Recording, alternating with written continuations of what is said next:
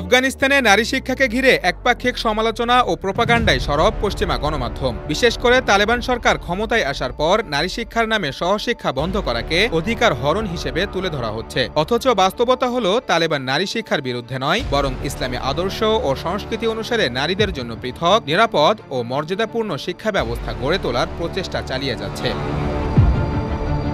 তথ্য অনুযায়ী আফগানিস্তানের ষষ্ঠ শ্রেণীর পর মেয়েদের সাধারণ স্কুলে শিক্ষার উপর বিধিনিষেধ রয়েছে। তবে এতে নারী শিক্ষা নিষিদ্ধ এমনটা বলা ভুল, কারণ তালেবান সরকার শুরু থেকেই বলছে তারা সহশিক্ষার বিরুদ্ধে, অর্থাৎ ছেলে মেয়ে একসাথে বসে পড়াশোনা করুক এমন শিক্ষা ব্যবস্থা ইসলামী মূল্যবোধ এবং আফগান সমাজ সংস্কৃতির সঙ্গেও সাংঘর্ষিক।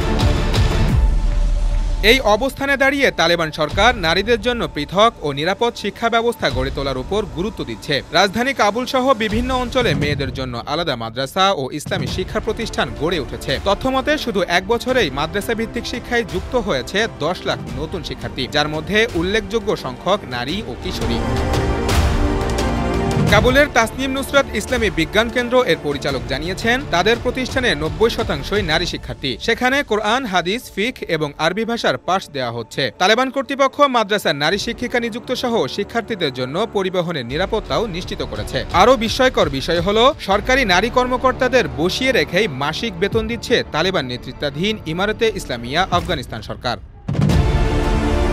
পররাষ্ট্র মন্ত্রণালয়ের উপপ্রধান শের আব্বাস ইস্তানিকজায়ের মতে, শীর্ষস্থানীয় নেতা প্রকাশ্যে নারী শিক্ষার পক্ষে কথা বলেছেন। তিনি বলেন, নারী শিক্ষার বিরুদ্ধে ইসলামে কোনো নিষেধ নেই। এটা প্রমাণ করে তালেবান শাসন মানেই নিপীড়ন, এই ধারণা একটি পশ্চিমা প্রোপাগান্ডা।